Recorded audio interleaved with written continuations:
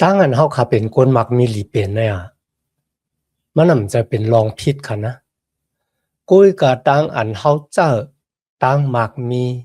ของเฮานั่นน่ะเฮาเจ้อปุณดาเป็นอาเกียวต่อเปิ้นน่ะอันนั้นก็เฮาเจ้อปุณดาเดขี้เน็กเด็กเต็งเปิ้นน่ะเฮาก็ได้สืบเห็นกว่าซ้อมกันค่ะเนาะ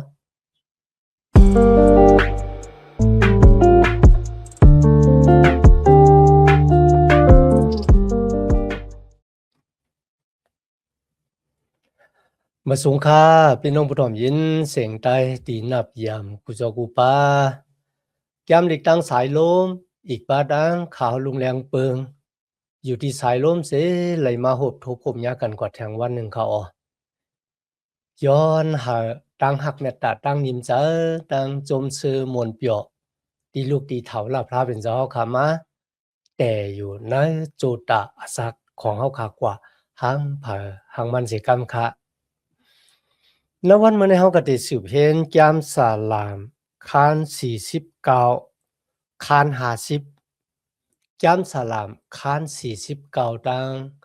คาน50เขาแก้มสาลาม49มีหัวข้อไว้ว่ากำลึนสุดของก้นหมากมีที่สัมปะหลำและตั้งหมากมีของตุเจ้าเก่ากำลึนสุดของก้นหมากมีที่มีตั้งสัมปะหลำ nơi tang mạc miของตู่เจ้าเก่าในเขาแก้มสลามคัน49ในค่ะนะอันนี้เป็นอาทราบเป็นกฎที่แต้มหมายค่ะนะหรือฉะนั้นมันก็มันเป็นแก้มสลามตอนแก้มมันออกกว่าครับแก้มสลามตอนแก้มมันออกกว่าลัดถึงรองตั้งอันพระเป็นเจ้าติดตอบแทนปันก้นหมึกเรื่องและก้นสีต่อกว่าจึงนั่นเขาหรือสินั่นก็กะติในมันจับแสงกันด้านตั้งอันพระเป็นเจ้าไลปากลมิวอิเซลาออกเมืองอียิปต์ที่ขี่เน็กเด็กเต็งเขาเจอเขาเป็นขี้ค้ามากค่ะนะพระเป็นเจ้าไล่จอยเขาลูกตีไก่ไปตียาวเขามาในหนังหลินเมืองของตัวเจ้าเก่าซึ่งหนังคืออันนี้ก็เป็นลอกล่าที่พระเป็นเจ้าจีอย่างก้นเมือกเจ้าก็จอยแถมก้นสีต่อค่ะนะก็เป็นจำนวนแก้มสลาม49นะครับ แต้มขึ้นมาปุณดาได้แตกหนึ่งล็อกลายตั้งอันพระเป็นเจ้าจีอย่างก้นหมึกเรื่องและจีอย่างก้นสีต่อเขาเขาคัดได้อ่านนะสาลาม49ข้อที่1ถึงข้อที่4อันตั้งค่ะนะกูโก้กูก้นเขาเว้ยถ่อมยินตาก้นโลกี่ตั้งหลายเขาเว้ยอ่อนกันเฮหูถ่อมยินตาก้นโยโย่ก้นอันเมียดหลีก้นอันมากมี ก้นอันยักผ่านตั้งหลายอ่อนกันพร้อมกันตาตั้งอันหูเจอเกาแก่มปองนั่นเป็นอันลึกลำแลเกาตักลาดความปิญญาอ้อเกาตักเฮหูเกาจูความอันป้าปิญญาแลเกาตักเล็ดติ่งผุยออกเนบยาอันหนักอธิเปมันอ้อพี่น้องขาดินไหนมันเป็นตั้งอันจูเอากูส่ำกูเปิงเฮามาถ่อมจินกัน ที่ในรายรัดไว้ว่าห้องเครื่องเปิงที่พระเป็นเจ้าผ่านช่างเฮ็ดเป็นมากกามีดังเสียงดังหลงเนี่ยเฮามาถ่อมความของเขาเฮาก้นกูก็ไหนกันนะอำว่าก้นก็นั่นจะเป็นก้นมักมีหลีเป็นก็เล็กก็ใหญ่ก้นผานก้นมีค่ะนะก้นกูก็เฮามาถ่อมความลาดที่ขาตึกติลาดในเขาหรือฉะนั้นมันก็เฮ็ดเฮาคักคุกจะลายมือโมเสส ติปันปิ้งยับตะลาที่กุนมิวซีลาค่ะนะพี่น้องค่ะเขาด้วยแก้มันคอตะลาคาน32ข้อที่1ค่ะนะที่ในโมเสสก็ลาดว่าโอ้ผ้ากลางหาวเฮาเฮหูถ่อมตานางลินเมืองเฮาถ่อมเอาความเก่าคาสิกรรมเนี่ยค่ะนะอันนั้นก็มือปั่นปิ้งยับตะลาพระเป็นเจ้าปุนดาไอ้มีศักดิ์ศรีนั่นค่ะนะเฮาผ้ากลางหาวตั้งลินเมืองเนี่ยขำศักดิ์ศรีว่าพระเป็นเจ้าเนี่ย 当然มันเจ้าจีอย่างเนี่ยนะมันเจ้าจีอย่างสีโตเต้ๆเนี่ยนะหรือฉะนั้นเหมือนกันนะแก้มอิสยาห์คันหนึ่งข้อที่2ก็ง่ายกันดังในเหมือนกันค่ะนะเฮาภาคกลางเฮาตั้งหลินเมืองเนี่ยถ่อมยิน เขามาขำสักเสตั้งอันพระเป็นเจ้าเตจีอย่างกนมันเจ้าพี่น้องกันที่ไหนเขาละถึงสติปัญญาและตั้งอันปองแจงแรงจ๋าลองที่คาแต้มกว่าเนี่ยมันจะเป็นความลัดเหมาหมางในคณะกุยกับมันเป็นแก้มสุกต่ำแล้วก็มันเป็นตั้งอันภาวนาข้าว่นจะใครจะลีเลียวก็ข้าจังใครแต้มออกมาในเขากำเนิดมาถึงในข้อที่5ครับเกาตักเต็มมีตั้งอันกวนเหในขิงอันเกาทบเพอยู่ย่ามมืออันย่านสู่ตั้งหลายล้อมหอบเก่าอยู่นั่นล่าเนี่ยก้วยกันในแก้มลิกไทยเป็นความถามเขาก็ปือสังในคณะเกาซ้ำหลูกกูในเขาว่าเมื่อโกนมีวัวระแปดเนี่ยมาขี่เน็กเต็กเตียงคาเนี่ยเป็นความถามครับจะเป็นความถามของก้นมักมีหลีเปลี่ยนนะจะเป็นความถามของก้นที่ไรขามดังอันขี่เน็กเต็กเตียงดีไรขามดังอันจีอย่างจอมหนังตะล่ามจะกุ้ยกับมันเป็นความถามของก้นผานถามครับก็เบอร์สั่งเนี่ยก็บอกว่าก้นผานเนี่ยบ่ไว้ใจก้นมักมีหลีเป็นก็ก็เบอร์สั่งก้นมักมีหลีเป็นซะเนี่ยเขามีเงินมีคำมารวยตั้งตีเขากดกินแลนกินเบิ้นน่ะนะครับกินสู้กินลาบในขี้เน็กเต็กเตียงเนี่ยไหลเงินมารวยตั้งซึมโยน่ะครับตีลาจังไหนก็จะว่าก้นมีกูก็เป็นก้นดีไหลเงินมาในตั้งอันนั้นตะลาตั้งเสียงจะกำพองนะครับนะก็เบอร์สั่งเนี่ยพระเป็นเจ้ายังปล่อยให้ก้นมักมีหลีเปลี่ยนซะเนี่ยให้เขารอดแล้วดังอันพระเป็นเจ้าจีอย่างปันตามก็บ่สั่งเจ้าเฮาห้ามปล่อยให้เขาเฮ็ดมือเฮ็ดเรื่องเจ้าเฮาปล่อยให้เขาขี้เน็กเต็กเต็งโดยทั้งที่เจ้าเฮาห้ามจีอย่างมันเนี่ยนั่นยังเป็นความถามของกวนผานค่ะนะก็บ่สั่งพระเป็นเจ้าจึงปันอักขว้างจึงหนังนั้นนะครับมาถึงข้อที่6ถึง9นะครับอันนี้ได้ลาถึงตีเติกของตั้งมักมีหลีเปลี่ยน หวังว่าเขาคาถามว่าบ่มีเงินอันไหนมีติเติกเอาเฮ็ดสังกอไลนะครับนะที่ในไลลาดว่าตั้งมากมีหลีเปลี่ยนนั่นน่ะมันมีติเติกอยู่มันมีติเติกดีแล้วครับว่าไหนเด้อมันซื้อเอาอาสากำไรอ่ะปู่หมาอังคาดังกวนมีเนาะเขาเป็นกวนมีเขาเป็นกวนผานเนาะเขากว่าจู้พระเป็นเจ้าเขาได้เจ้าตั้งมากมีของเขาซื้อตั้งเก๋ยอดก่อนเลยข้าเป็นกวนผานก็เจ้าว่าข้าได้มีอะขว้างเลยครับตั้งเก๋ยอดเจ้า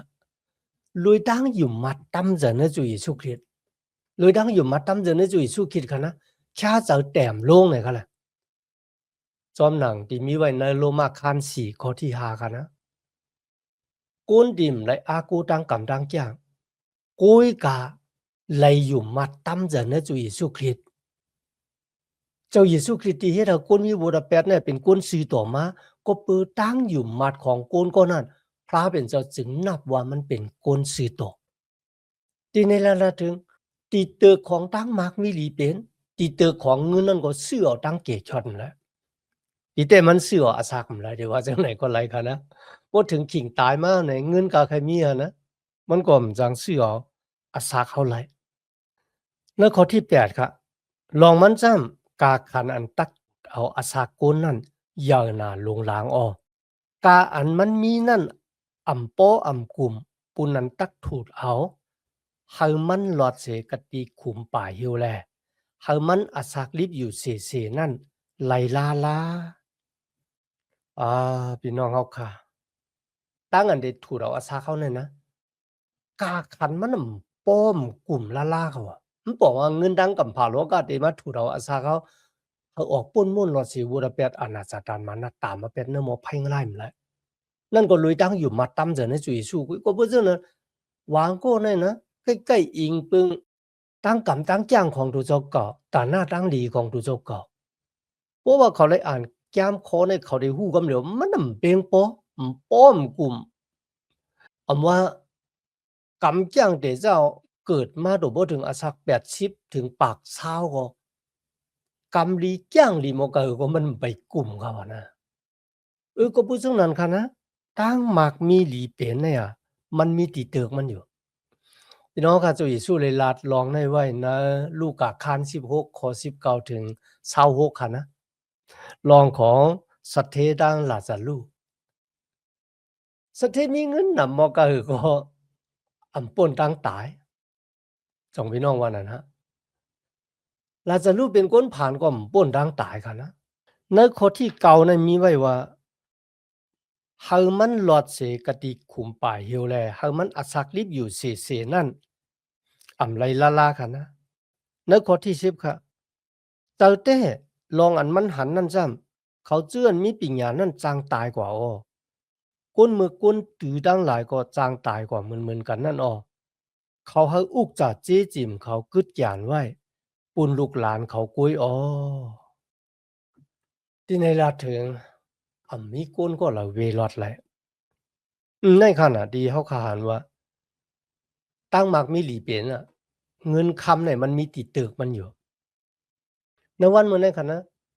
ก้นมักมีหลีเปลี่ยนก็จะเป็นก็ที่มีอ่านนะก็เบอร์สังเขาก็เบอร์มีก้นที่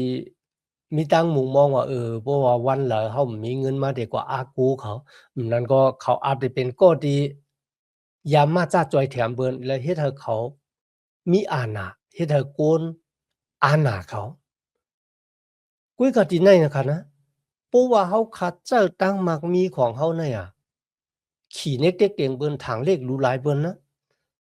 มันเจิงหวังก้อนเอาเป็นสัทเทมาไหนก้นผ่านเพียดกว่าตั้งนาขึ้นในตักเขาในเฮ็ดเก่งเลยยินเห็นคันนะพี่น้องครับว่าเขาเป็นคนมักมีหลีเปลี่ยนย่อมมีใจเฉพาะจังหนังไหนนะพี่น้องก็ตีมาเฮ็ดก่อเขานั่นน่ะกำนำน่ะก็ปือว่าเขาต้วยหันเงินเฮาแล้วเขามาเฮ็ดก่อเขาเว้ยเขาเต็มไหลมีไต้ก่อตีหักเขาแต๊ะๆเขาอัปได้หักเงินเฮาก็นานกว่าอีกอะนะกุ้ยก็ว่าเขาเป็นสัทเทเป็นคนที่มักมีหลีเปลี่ยนแล้วก็มีใจเมตตากรุณาหมอจอยแถมเพิ่นมันบอกว่าเจ้าจ่ายเงินเฮาให้เป็นอาเกียวต่อเพิ่นจะคุกจะไรตัวเจ้าเก่าไว้เนี่ยเพราะเขาเป็นสัทเทที่มีนำใจจังหนังไหนเขาที่มีไต้ก็มิกสวยที่หลีที่หักเขาค่ะว่าวันหนึ่งเขาคติผ่านกว่าเนี่ยกวนจังไหนตึงเต็มขี้เน็กเต็กเตียงเต็มทางเลขหรูหลายเขา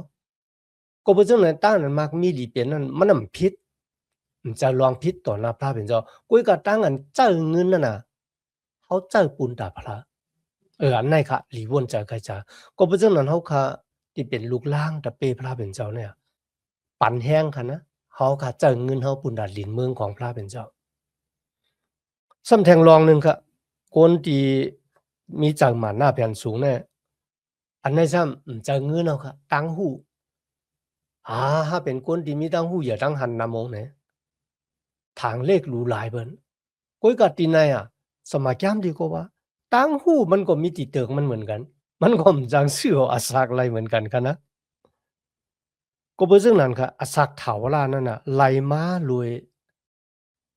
ตั้งอยู่มาตำจะในจุยสู้กันนานกวยกำในมาถึงข้อที่10ต่อบทถึงข้อที่12ค่ะ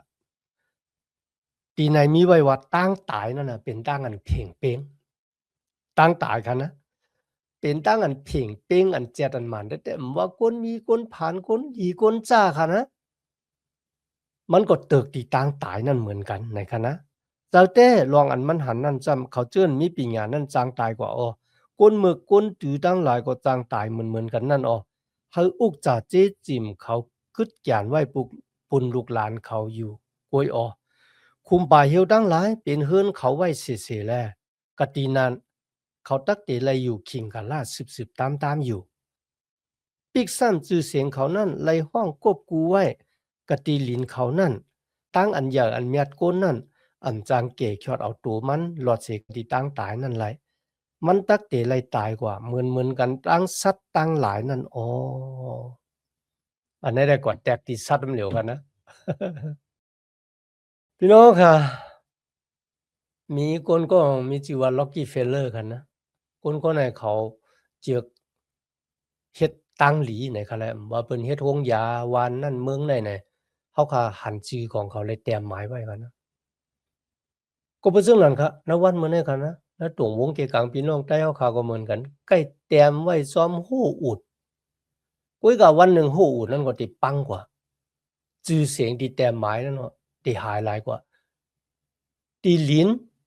ตีเฮายามอยู่ตีเฮายามเป็นเจ้าของนั้นมันเด่มตองเฮาไหนกันนะก็เพื่อสั่งก็เพื่อว่าตาย要เขาเอากว่าจ้อมอะไรครับเหมือนเรื่องที่เขาลาดว่า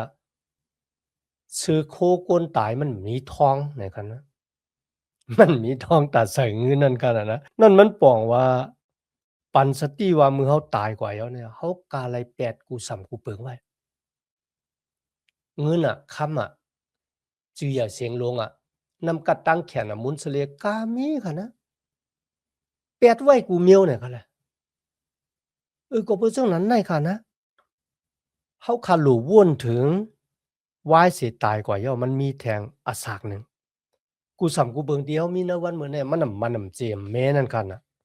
ในข้อที่13ถึง14อันในเดลาถึงก็ตีเลี่ยงหลูลุ่มลานั่นก็มีจือว่าตั้งตายครับนะ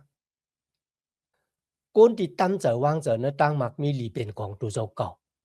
ก็ตีหลอมหลูลุ่มลาเขานั่นเป็นตั้งตายเปิดหลอมหลูลุ่มลาเขาอยู่ในเขากุ้ยกาก้นสือต่อเนื้อพระเป็นเจ้าเนื้อแกมสลามคัน23คันนะพระเป็นเจ้าเป็นผู้เลี้ยงหลูลุ่มลาค่ะกุ้ยกาก้นหมักมีของโลกติเถียงเป็ดพระเป็นเจ้าซ้ำตั้งตายซ้ำแต่เป็นผู้ที่เปิดหลอมหลูลุ่มลาเขาแล้วก็ติเปิดกินเนื้อกินลูกของเขากว่ากันนะอำว่าณวันมื้อนั้นค่ะคนมักมีดีเป็นได้หมอกว่าที่เปิ้นฮ้องว่าที่เฮ็ดหางเฮ็ดผางนั่นค่ะแหละหวังก็กว่าเฮ็ดให้หน้าตาตูเจ้าก็เป็นลูกอ่อนมากว่าเมคูหลังกว่าเมขนตาว่ากว่าเมลายสำลายเบิงก็คือกะวันหนึ่งค่ะนะมันก็ตักเตตู่เตเหนากว่าเหมือนกันก็นานกว่านี้เลยสินั้นมันก็มันดีตัวเสียอีกไหนค่ะมันเป็นจังนั้นแท้ๆกำได้มาถึงข้อที่15ค่ะนะตั้งมุงถามองทากวนสื่อต่อเนื้อตั้งอันพระเป็นเจ้าเตมัดถูดเอาณวันนั้นเสก็พระเป็นเจ้าตักเกเสกช็อตเอาใจวิเงียนเก่าหลอดเสกตีตันโคมาลันหน้ามันเจ้าตักคาบขามเอาเก่าอันนั้นเป็นตั้งมุงถามองทาของกวนสื่อต่อพระเป็นเจ้าได้เป็นกอดีถูดเอาใจวิเงียนเขาออกป้นเสตามมาแปดนำหมอภัยงลายกุ้ยกะตั้งมากมีดีเป็นในโลกาในกันนะมันจอยเฮาไหลจอยไรกันนะก็เบื่อเขาตายเขาป้ากว่าค่ะลูกมาถึงในข้อที่16ถึง20ค่ะนะอย่าไปโกมือเฮาหันโกนดังหลายขึ้นอย่างเหมือสูงครับนั้นก็อย่าไปขี้เก้เฮตาในก็ไรค่ะนะ16ถึง20ค่ะมืออันเปิ้นมากมีแลกรุงเสลเฮือนมันขึ้นอย่างมานั่นจึงเมื่ออย่าไปตื้อจากแนงจ้ะอันนี้ในข้อที่16ค่ะนะ17ค่ะลองมันจำเหมือนมันตายกว่าจึงอำจางป้าเอาอุกจามันกว่าไรเสียอิดกรุงเสลมันก็อำจางจอมมันกว่าไรละอีกซ้ำในมืออันมันย่างตึกอสักลิบอยู่นั่นมันจางมาดว่ามันเป้จุ่มไว้ตั้งมังกลาตั้งหลีอยู่มันจางไล่ขามเอาตั้งอันปืนยองโยก็เปอตั้งอันมันไล่หลีไล่เปลี่ยนนั่นอยู่เสียก็มันตักไล่ตายโฮมรวยกันตั้งปู่หมอนมันตั้งหลายนั่นแหละตักไล่อยู่ในตีอันรับสิ่งถาวรานั่นข้อที่20ค่ะนะตั้งอันเหย่อเมียดโกนั่นอำจางเกกชอดเอาตูมันหลอดเสกติตั้งตายนั่นไรมันตักเตไลตายกว่าเหมือนเจ้านางสัตว์ตั้งหลายจื้อนั่นปีศาจหลีกะพี่น้องว่าในวันมื้อนี้เฮาค่ะเป็นคนผ่านในก็ตับโลจากเลขขอโขมขี้เกเฮตามือหันเปิ้นขึ้นเหย่อหมายสูงมักมีหลีเป็นค่ะนะเมื่อเฮาหันเขามีหมุนเสลหนำมาเนี่ยค่ะนะอันที่หนึ่งเอาความไรมือตายเอาเนี่ยก็หมุนเสลียตั้งมักมีดีเปลี่ยนเนี่ยมันลงกว่าซ้อมเขาอันที่สองตั้งอันจีอย่างตะลาจอมหนังตะลาพระเป็นเจ้าจะเป็นก็ดีจีอย่างตะลากนผ่านกนมีวายเสตายกว่าเย่าตีไรเมื่อจุกอยู่ต่อหน้าพระเป็นเจ้า ซ้ำแทงรองอันไหนกันนะ อัตราเต็งปานปิงหยันนักวิทยาศาสตร์ว่าโกนเฮาเนี่ยมัน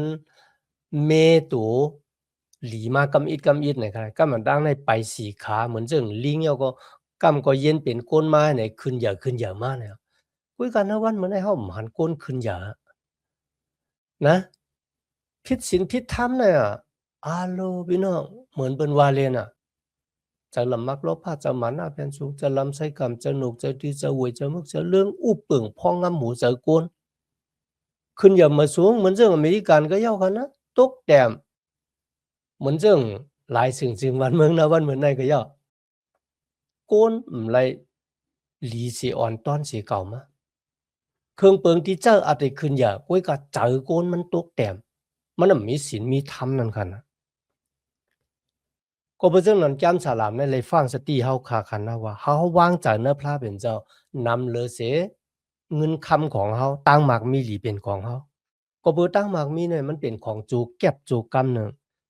กุยกะตั้งอันไรขามพระเป็นเจ้าถูดเอาแก่ช็อตเอานั่นมันเป็นรองของเถาวราในเขากำแนวคำมาถึงยามสาลามคัน50ยามสลามคัน50เนี่ยจะเป็นยามสลามตั้งอันสี่อย่างตะลาค่ะพอเป็นก็แต้มขลาดในอาทราบค่ะอันนี้เป็นอาทราบเป็นก็ตีแต้มความในค่ะนะเป็นปูก่อนตั้งสุดในเดว่าไหนก็เลยค่ะเขาเป็นก้อหนึ่งแล้ว3ก้อค่ะที่เป็นผู้อ่อนหูเฮ็ดความในเกี่ยงปีกหมานของพระเป็นเจ้าค่ะนะอาทราบในนะตอมหนังที่เฮาคาฮู้มีอยู่อาทราบแล้วก็อีธานแล้วก็เฮมานไหนมี3ก้อในค่ะนะที่เป็นผู้อ่อนหูเฮ็ดความยองยอในเกี่ยงปีกหมานพระเป็นเจ้านั่นก็เป็นจันสลามตั้งอันจีอย่างตะลาที่ใหญ่หลง ผู้เปียเนี่ยแผนการที่เจ้าเยซูคริสต์ได้จ่อมาในตั้งสื่อต่อปุ่นดาได้จีอย่างตะลากวนสื่อต่อและกวนหมึกกวนเรื่องเขาในข้อที่1ถึง3ครับ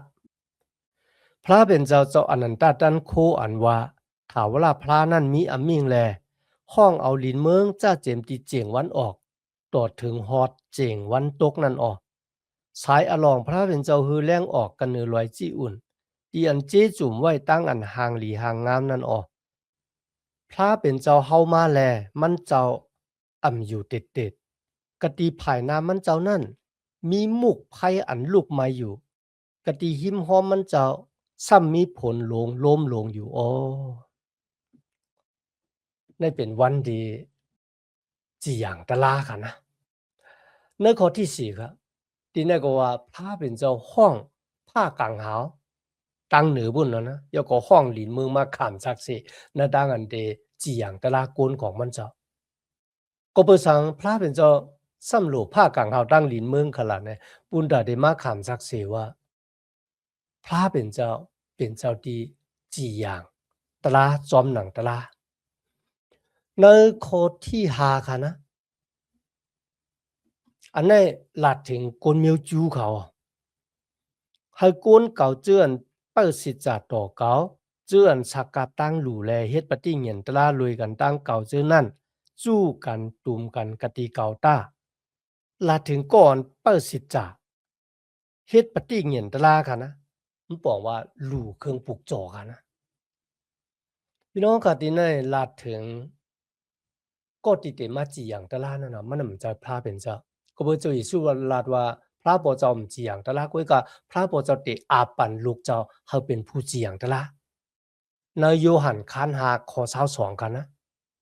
ก็ปูว่าพระบ่เจ้าไลจีอย่างตะลาผู้หลาก้อยก็มันเจ้าไลอาตั้งอันจีอย่างตะลาตั้งเสียงไว้ที่ลูกเจ้าเนี่ยก็เพราะฉะนั้นในวันนั้นค่ะนะเจ้าเยซูคริสต์ที่เป็นก็ที่มาจีอย่างตะลาในข้อที่7ค่ะนะกวนของเฮาถ่อมยินตาเฮาได้รัฐอิสราเอลเฮาได้ขามศักดิ์ศรีต่างแปดเฮาเป็นพระเป็นเจ้าเป็นพระเป็นเจ้าของสูในเขาพี่น้องค่ะที่ไหนค่ะนะพระเป็นเจ้าลาติกุลมิวอิศิลาทั้งหลายก็ที่เผาเครื่องปลูกจอดหลู่บรรพระเป็นเจ้าค่ะนะ เพราะว่าเฮาเฮ็ดจอมหนังทุ่งพิงตะลาตั้งศึกสำจำเจอสุนตัวเฮาตั้งพระเป็นเจ้ามีบ่ไหนจังพระเป็นเจ้าเป็นบ่จาเขาว่าเหมือนจังแล้ววันมื้อนี้เฮาก็เป็นลูกหลานตะเปเจ้ากว่าเฮ็ดวัดกูกวายในวันติดในวันตะนั่งกันหน่วยกูปาดกุ้ยกะเฮาดังเจ้าเยซูคริสต์เนี่ยมีดังศึกสำจำเจอเป็นส่วนตัวกูวันบ่ไหนจังอันนั้นมันเป็นที่ตั้งอันพระเป็นเจ้าเป็นบ่จาเขาว่าที่ในพระเป็นเจ้าลาดในข้อที่10ค่ะนะเครื่องปลูกจอที่สูมาปลูกจอนั่นน่ะอะโลเฮาหันว่านะกุ้ยกาว่าเฮาฮับเอามาที่เป็นวัวเป็นแป้เนี่ยพระเป็นเจ้าลาดที่เขาก็บอกว่าเขาเฮ็ดจอมหนังทุ่งพิงตะลากุ้ยค่ะลูกนะเขามีตั้งศึกสันจันจาเฮ็ดจอมทุ่งพิงเนี่ยน่ะพระเป็นเจ้าลาดว่าสัตว์ดิกสารกูตัวที่อยู่ในเถินนั่นน่ะเป็นของเฮาเฮาเลี้ยงไว้เนี่ยในยามสลาม50ข้อ8ถึง10ในค่ะนะพี่น้องค่ะมันเจอเต้ค่ะนะพระเป็นเจ้าลาดว่าเฮาบ่รู้เครื่องปลูกจอเฮารู้เฮาสูเนี่ยถ้าเขาอยู่สิกูยำเฮาสิอยู่ต่อเฮามันบอกว่าถ่อมเอาความของมันเจ้าแล้วก็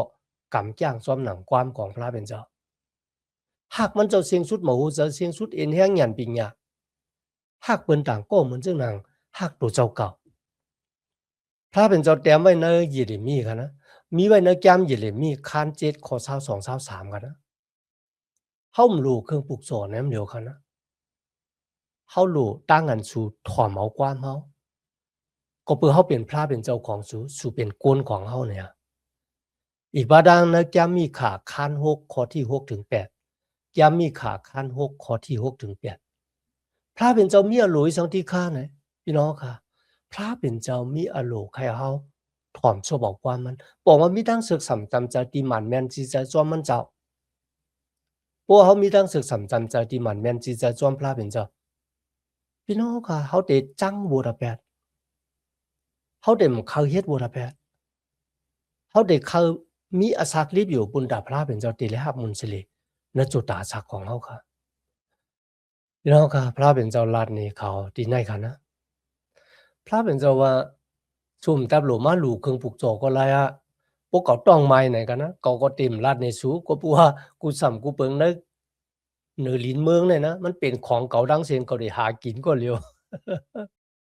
พี่น้องค่ะมันหวางปอกเนี่ยเขาถามว่าเขาอากูตังหลัวพระเป็นเจ้าคาหลัวมันเนาะนะสิปุ่นหนึ่งบนกว่าหลัวนะ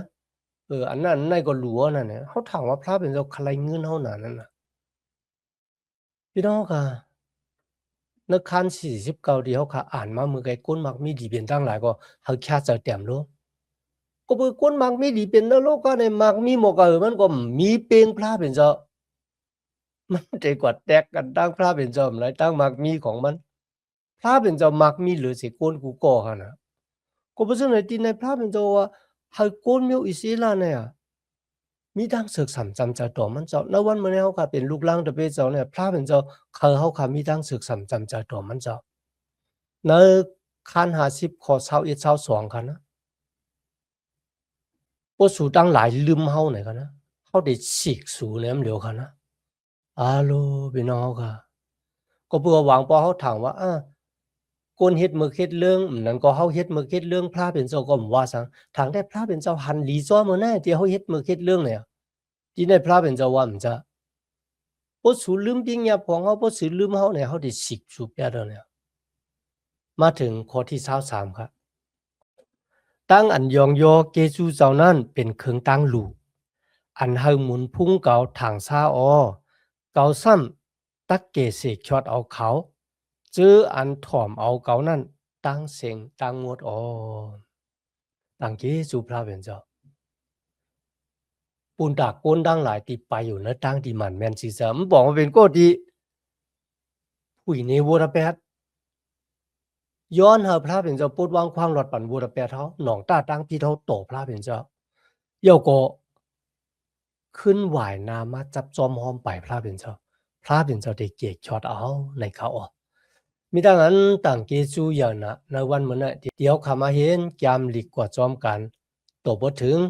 อาเกียงเฮาค่ะสุดเสียงกว่าค่ะเนาะย้อนหาตั้งหักเมตตาตั้งนินเจอตั้งจมชื่อมวลเปียวตีลูกตีเฒ่าลาบลาเป็นเจ้าค่ะมาแต่อยู่เนอะหูเจ้าค่ะกว่าหังผาหังมันสิกำค่ะเมื่อสุงค่า